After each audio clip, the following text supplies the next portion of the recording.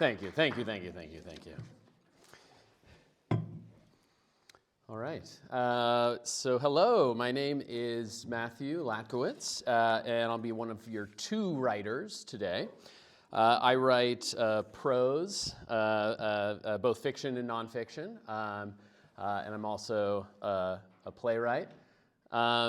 So as I'm opening it up today, I just wanted to take a quick moment and say just thank you to the Sheridan Library for having us here today, and also all the Jentel residents, past, present, and future. To you all for being here. I'll echo what Emmy said. It's been an honor to be in your community and have the opportunity to share our work with you. And also, of course, thank you to all the folks at Jentel, Lynn, Butch, Emmy, Beth, Lucas, Ashley, Catherine, for just the incredible opportunity, the support, and the compassion that you provide to people like us who are here, just here trying to make our interesting things. And of course, thank you to Nelchi, the founder of Jentel, who modeled not only how to live your art, but also how to cultivate art in others. And we are the examples of that.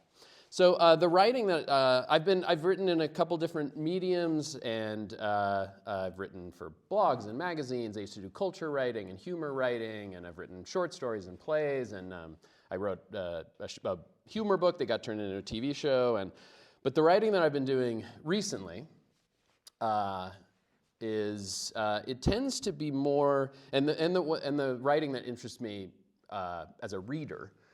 Is less sort of plot and narrative driven, like in the stuff that happens in a sequence, and instead tries to get at the like the interior life, the often hard to articulate and often like profoundly individual experience that we all have of being alive. I think writing the prose that I like kind of gets at that and shares that. I feel like I've gotten inside of another person when I've read it.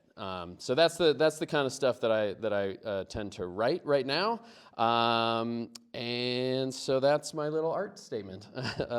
So now I'm going to read from a piece of unpublished fiction that I'm currently submitting to various places. So, if anyone out there has a contact for literary journals, let me know. Okay, so this is an excerpt from an excerpt from a longer piece called Pinnacle. And the setup is it's a guy who is at a party, kind of standing along the fringes of a party in a park. He's kind of standing in the tree line. It's a party that he does not want to be at, surrounded by people that he despises. Oh, and he was invited to this party by a guy named Jasper and his wife Tracy. You're just going to hear those names. That's who they are. Okay.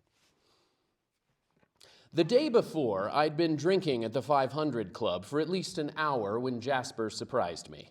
I'd been on a bar crawl, stopping in at all the old haunts, all the old places I used to frequent, and I should not have been surprised at all when Jasper surprised me, I thought, since it was in all these old places where we'd spent so much time. I was 3 or 4 whiskeys in, full with a sense of well-being, and Jasper tapped me on the shoulder and sat down on the next stool over as if no time had passed. He sat down as if it was the most natural thing in the world for us to be meeting up at the 500 Club on 17th and Guerrero.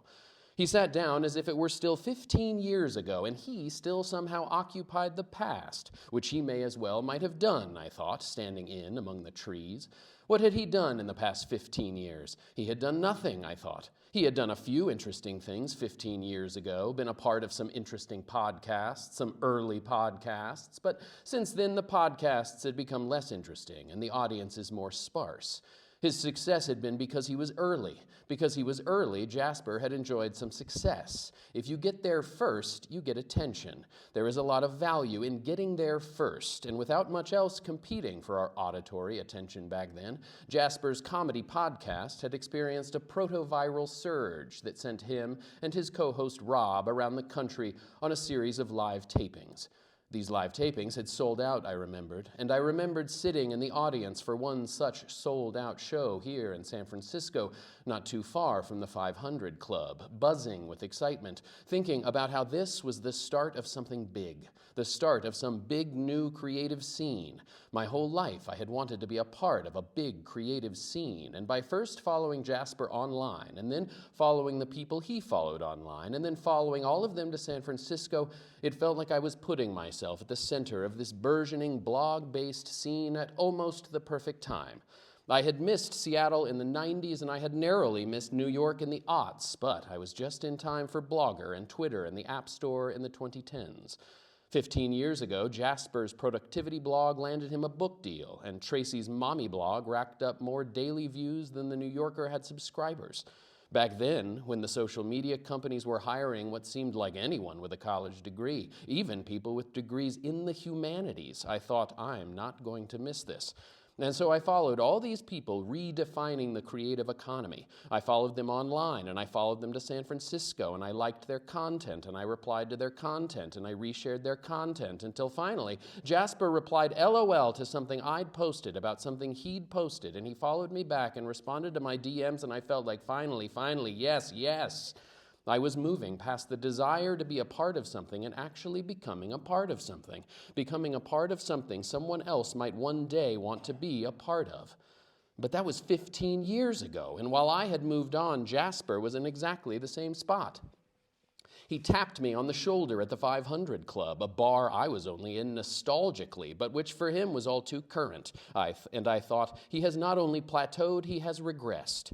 His audiences had shrunk, his podcasts had wilted. He was still posting his thoughts whenever he had them, and often when he did not. At least I had moved to Los Angeles, I thought. At least I had done some TV. I had also plateaued and I had also regressed, but at least I was doing so from heights above the 500 Club on 17th and Guerrero. I was 3 or 4 whiskeys in, flooded with a sense of well-being, and Jasper said how there was this party out in Golden Gate Park and how everyone would love to see me. He sat one stool over and, as if it were still 15 years ago, ordered a pickleback. He ordered a pickleback, I thought, stunned. He smiled at me, actually smiled, and said, "They still do picklebacks for me here," and I laughed out loud.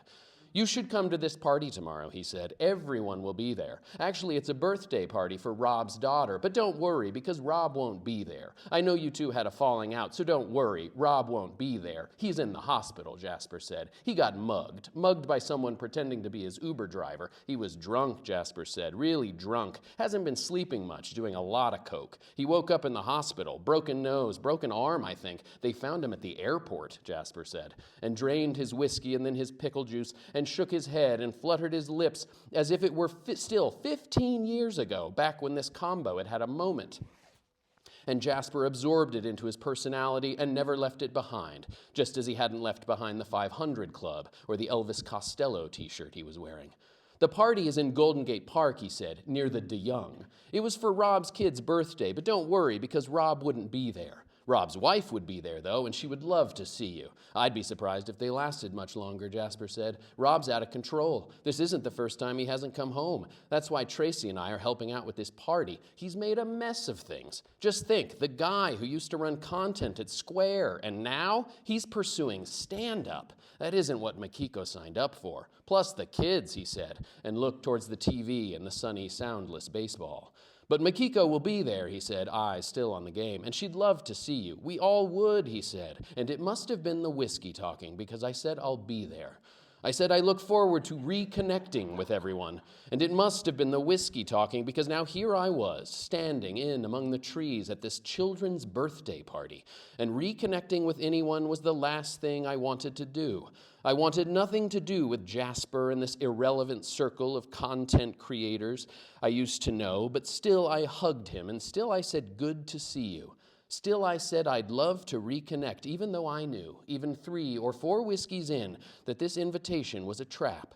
Was it really the whiskey talking, I asked myself, in amongst the trees, or was it that I had no character? Was it the whiskey, I wondered, or is it that I am a person who lacks character? Because I woke up this morning, groggy and dry-mouthed, and I came all the way out here to Golden Gate Park, to this children's birthday party, knowing it was a trap, And when I arrived, Jasper called out, "Well, look who it is." And all the adult heads swiveled my way. Thank you very much.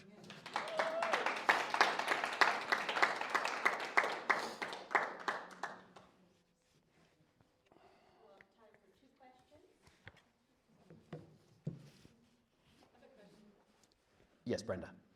Can you tell us what it is about kind of the internal reality that pulls to you, and how that's reflected in your writing? Because I noticed a lot of kind of the repetition, this way that you seem to truly capture the way we think to ourselves, right? It's not always like this normal way you're speaking, right? So Yeah. Yeah. I think because it is so hard to share that part of ourselves.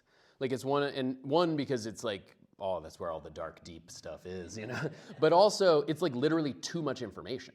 Like it's just, and so it seems like when I'm reading that stuff, I'm gaining access to a layer of somebody that is hard to access, and so it feels, I don't know, like it feels less lonely, in a way, to me, and it also feels like, oh my gosh, I'm seeing the inside of something that I experience, but is so hard in social situations to actually articulate or share with anybody else.